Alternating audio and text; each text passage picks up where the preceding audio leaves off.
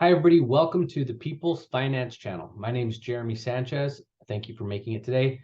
The goal of this channel is to boost your financial education. And today we're going to dive right into it. We're going to talk about retirement planning from a very high level perspective. So just what sort of the main topics are that people are searching for online, and really how to look at all the variables and considerations around the typical investments. So quick background, I'm a fiduciary. I'm a certified financial planner, or CFP, which are kind of the big buzzwords in the industry. And I am also a retirement income certified professional.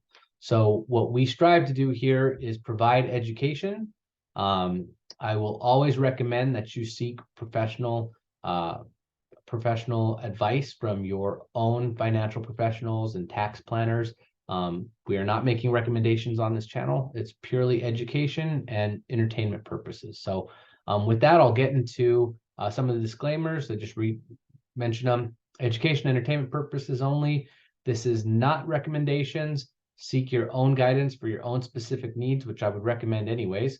And these are my opinions only. They are not recommendations. So little housekeeping items. If you find value in today's education, like it, subscribe, share, and set those notifications, because we are going to keep building on this education and really give you some more insight into the nuances of all the account types that are out there, from retirement planning, insurance planning, and then get really deep into the tax code and tax planning for businesses and things like that. Once again, we're not CPAs, we're not accountants. I'm a financial planner, and I'm here to bring general insight and share my experience that I've had with my clients to you guys here on this channel.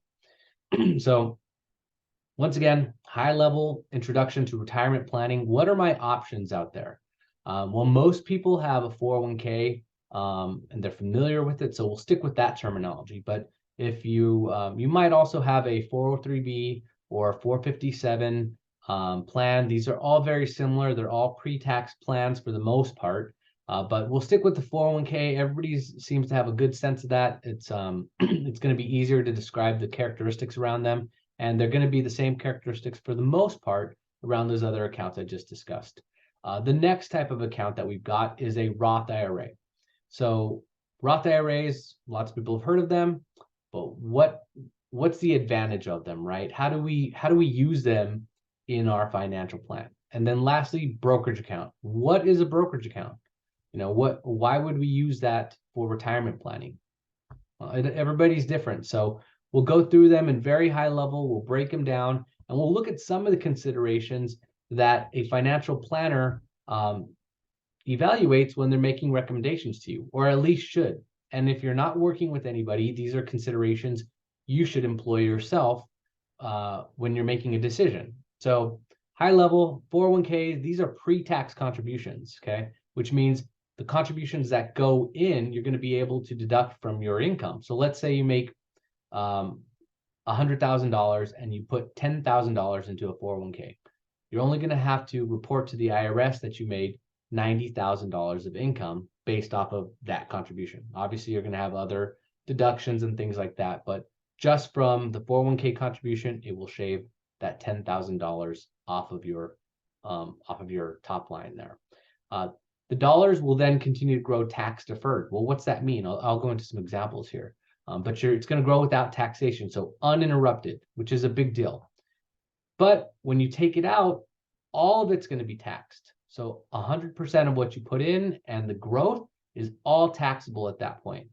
So we really want to consider the tax savings we're getting on the contributions versus the potential taxes on the distributions. So let's go to the next account. We're going to dive into these in more detail in a second, okay? Roth IRA. These are after-tax contributions. So what that means is you don't get a tax break on the contributions. So you put it in, and you're going to pay taxes on that money, because this is money that you've received.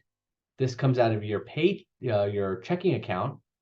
So you're going to claim that on your taxes anyways. It's going to grow tax deferred as well, just like the 401k. But unlike the 401k, the distributions are going to come out tax-free potentially. for most people, they're going to follow the rules, and assuming you do everything correctly, it's going to come out tax-free on the back when you take it out. Now you can see 401k, you didn't pay taxes up front. You're going to pay taxes when it comes out. The Roth IRA, you paid taxes up front, so you don't have to pay taxes when it comes out. So that's sort of the key difference there is, when do you want to pay taxes? Do you want to pay taxes now or later? And that's really the focus of one of the major considerations that you should evaluate when determining which one you should use. And then a brokerage account. Oftentimes we run into clients who have maxed out their 401k. They either have maxed out their Roth IRA, or they just don't have anywhere else to put money. So the last place they have is a brokerage account. And what that is a non-retirement account that has a high growth potential. So it's not a savings account. It's not a checking account or a savings account. It's a brokerage account that you can actually choose investments in. So just like the 401k and the Roth IRA, they all have investment choices within them, but they get preferential tax treatment. That's why they're named odd. 401k, that's tax code, and then Roth IRA, this is how they're identified in for tax purposes. They get preferential tax treatment on the growth. So just like the Roth, it goes in after tax, so it's coming in from your checking account. It grows with taxation. You can see in the other buckets, they did not grow with taxation. So this is a non-retirement account. That's why we're going to pay taxes as it grows. And when we take it out, we're going to pay taxes on the distribution. So as it's growing, the time between when it grows and when you actually take it out, there's still growth there, assuming you're going to pay taxes on it at that point again. All right, so let's look at the financial life cycle, or the taxation, the financial life cycle of these contributions. Well, the brokerage account, we just talked about it. When the dollars go into the account, you're paying taxes on it. And the hash means it's federal income taxes. So you're going to pay whatever tax bracket you're in on those dollars, right? You don't get any savings on it now.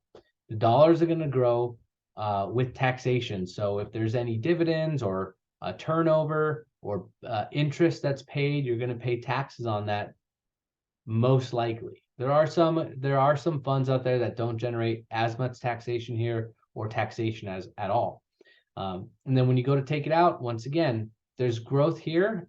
The time frame from as it's growing to when you actually take it out, you'll have taxation there as well. So the tax rate in the brokerage account is pretty heavy. You're paying income tax brackets on the front half, and then capital gains rates on the growth and when you sell it. 401k, pre-tax plan. So we're going to make a contribution into the account, and we're actually going to take a deduction on it. So that's what the circle represents, is we're going to take a deduction off of our take-home income. So that's going to go in. We're going to receive tax benefit on it immediately. The growth is going to grow without taxation. So see up here, we're paying on the growth. Here we're not going to. So that really helps with the compounding effect. And then when we pull it out, once again, it's all coming out taxed. So the growth and the contributions are coming out, and they're going to be coming out at your income tax bracket in the future. Okay, that's key to carry forward in this conversation here. The Roth IRA is the opposite of the 401k. We're going to pay taxes on it today. So the dollars that go in, we'll pay taxes on it at your income tax bracket. The dollars are going to grow tax deferred or tax free, however you want to, track that in your mind. And then when you go to take it out, assuming you've followed all the rules and everything's great, it's going to come out tax free.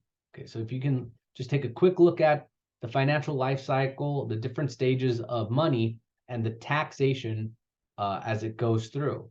So you're taxed pretty heavily in the brokerage environment, and then you have to philosophically take a position here between the 401k and the Roth IRA.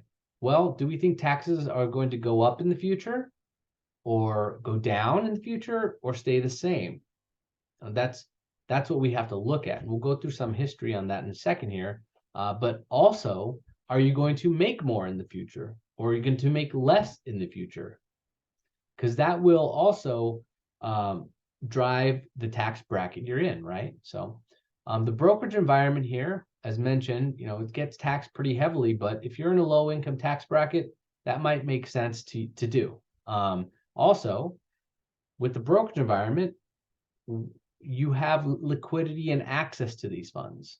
So while you're getting taxed on them, you actually have access to them. There's no penalty for taking them out early. Whereas the 401k and the Roth IRAs, we really can't get to those dollars until age 59 and a half. That's the trade-off. All these tax benefits that you get on the growth and the distributions, the trade-off is you can't access these funds until 59 and a half. There are some exceptions, however, to get to them. They're typically, first-time home purchases, education expenses, but they're called qualified exceptions. So each account is going to be different because what's available, qualified exceptions for the 401k are not the same as qualified exceptions for the Roth IRA. So you have to really know your account type and how you can access that money.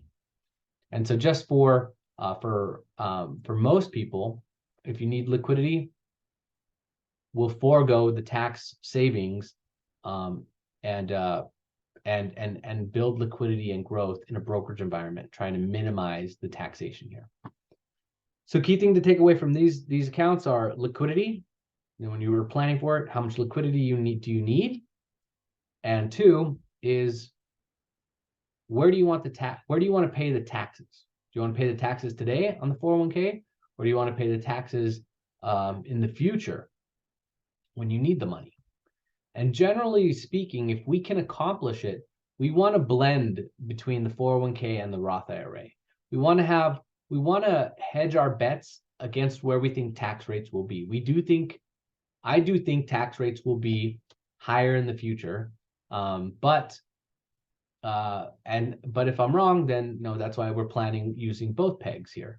So if they are higher in the future, it's going to be good to have taxes that or money that's going to come out tax-free and money that's going to come out taxable. We can average the two. If it's all going to come out taxable, you can't really average it. Everything's going to be taxable. But if you can average the two, you can spread the tax risk or the tax liability over the two accounts. $100,000 coming out of your 401k is going to be completely taxed. Whereas if you take 50k out of the 401k and 50k out of the Roth IRA, well, this one's coming out tax-free. So only half, or 50k, is going to get taxed. So you can really control your tax rate in retirement if you have tax-free assets. So your options that you'll have in retirement are going to be completely dependent on the account types you set up today. So it's really important to get it right on the front end, just to have the planning. So let's dive into some taxes, the history of taxes in a bit here. This is the history of taxes. We're going to get to it. But before we get to that, I want to make sure, once again, we're all about driving education here. So I want to make sure we're all on the same page with things. And how taxes work is sometimes misunderstood. And so let's look at somebody making $50,000. Someone single making $50,000.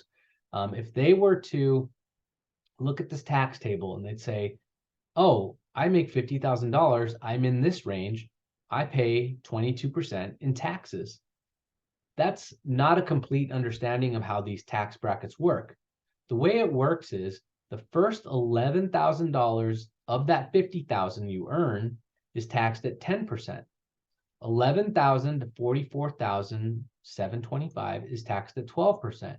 And only the amount $44,725 up to $50,000 is taxed at 22%. So that's like $5,275 is taxed at 22%.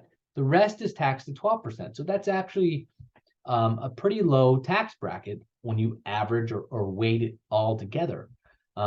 So just want to make sure we have a good understanding of how tax brackets work, that you're only subject to the tax rate to the amount that you're in that tax bracket. It's not the entire amount of income you earn. It's only how far into that range you are. So it's like a bracketed system.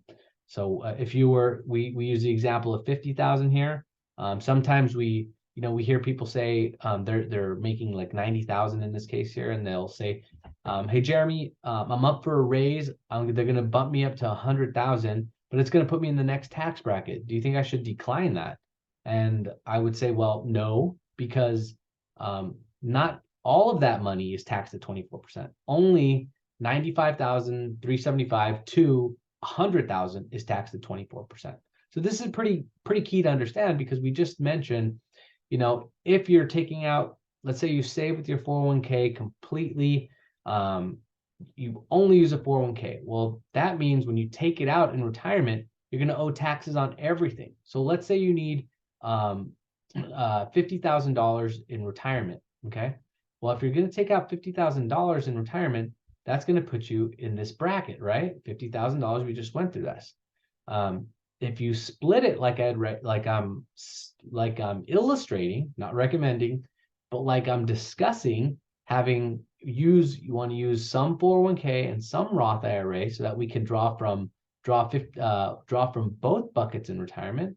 Well, now we only need 25,000 to come out of the Roth, or 25 to come out of the 401k, and 25 to come out of the Roth IRA. Well, what does that do for us? Well, if the Roth IRA is going to be tax-free, then we're only going to take $25,000. So guess what? That puts us in this tax bracket. So with that has reduced it's knocked us into the lower tax bracket. So we're going to owe substantially less in taxes, income distribution planning, because if you need $50,000, you have to actually take more money out, because you're going to owe taxes on that money, right? So if you need to net means take home. If you need to net $50,000, you actually have to take out more to account for the taxes that you'll owe. But with the Roth IRA, you're not going to owe that. There's so much more that goes into the distribution planning as well that is grossly overlooked. So with the Roth IRA, and I'm not going to get into it today, we'll talk about it, how it affects your entitlement programs, so Social Security, Medicare, all of that stuff. The types of accounts you have in retirement will impact those positively or negatively. So stay tuned. We're going to roll out all this education. So, a balance of pre-tax planning and post-tax planning is really a strategy you should consider before making a decision. So historical tax rates. We hear it all the time from clients and just people out there thinking, taxes are really high right now. They, I just can't. It's just, everybody seems to think taxes are really high right now, and they are. Taxes, they're not fun, but no, it's what we have to pay, right? So it's part of the system. So if you look back historically, this is where we are today. And let me change my colors here because it's not going to show up. Let's use green. So where we are today is right here. So we are relatively low to where we've been historically. So when this is the U.S. Taxes historically, and when we look at where we've been in the past relative to where we are today, we are relatively low in tax rate. So it all depends on where you're at. This is the highest income earner, so you have to take this with sort of a grain of salt. These are the lowest income earners, so the lowest marginal tax bracket. So you have to take that into consideration as well. Lower tax brackets don't really move that much, but if you are making good money, higher tax brackets need to be considered. So all the education, everything we've been taught has been taught to us by the previous generation, right? You want to put away to your pre-tax plans. So when you take it out in retirement, so you can save now and then take it out later at a lower tax rate. That's true for those people. They probably the previous generation put away in the 60s, where taxes were 80%, and now they're pulling out at 30% or almost 40%, or even here, depending on how much income they need. So they put away and they saved quite a bit on those deductions, on those contributions. And when they took it out, they're taking it out at a much lower tax rate. Well, if we think taxes are going up from here, which is really where, they don't really have, they can't really go any lower. I guess they could, but the odds of it going lower are less than the odds of it going higher. So this is where I said you have to take a philosophical stance on where you think taxes are going. So if we think taxes are going to go up, which we're starting to see some of that creep around here, if we do think taxes are going to go up, we're going to put away and save a deduction of 39 cents on the dollar, and we're going to take out and owe more potentially. We're going to owe, if we're here, 70% on what we take out. I mean, that's not really a win, right? You're going to save on it today. I'd rather pay the 30% now or the 39% now and take it out tax-free. And that's what the Roth does. So the Roth, you pay the taxes today, you don't have to worry about taxes in the future. So that's really what we have to consider here when we're planning is, where do we think taxes will be in the future? And honestly, we don't know, but we do have an inclination that they'll be higher. So there's two things to consider when you're trying to evaluate this, or to help you evaluate this, is what's the current tax environment we're in? Well, we just went through that. Our tax environment is actually, it's relatively low. So we're in a good time frame right now to just say, well, it might be worth it to just pay the taxes now. And then what is your income?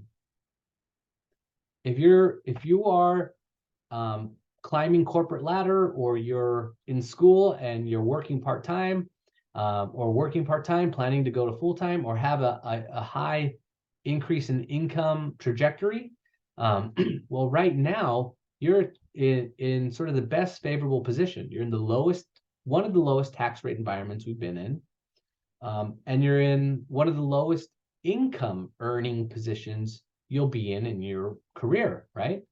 Now, lots of people always say, well, when I'm in retirement, won't I be drawing less income? We'll go through all of that in slides to come, presentations to come, but that's not always the case. I mean, with inflation, you guys have seen where we're at with inflation. You're going to likely have to take out a lot of money to adjust for the cost of living. You lose a lot of deductions too. Generally speaking, the kids are out of the house, so you lose their deduction. The 401k contribution that you were saving for, that's gone because you're retired, right? Your house, if your house is paid off, you don't have the interest rate deductions on those anymore. So a lot of the deductions that you were taking advantage of while you were working and had a younger lifestyle, like family and all those expenses that are deductible that exist today, may not be there in the future. Plus, you'll have an adjustment for cost of living. So you may not be taking out less relative to the tax bracket in the future. You may end up in the same place. Plus, ask yourself this: do you want to retire to the standard of living you're currently in? So look at your situation right now and ask yourself that. Do you want to retire in the situation you're currently in? If the answer is no, then you're going to retire to a higher standard of living, which means you're going to take out more money, right? So that's really where you have to ask yourself these questions and save with intention, how you plan on accessing this money and to what degree, essentially. What do you hope to get out of this?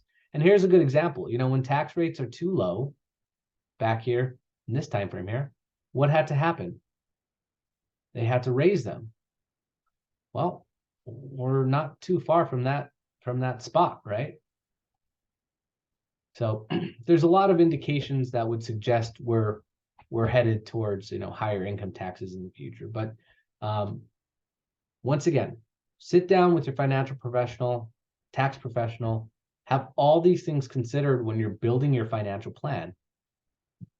We're just today we just looked at the taxable distribution aspect of a financial plan.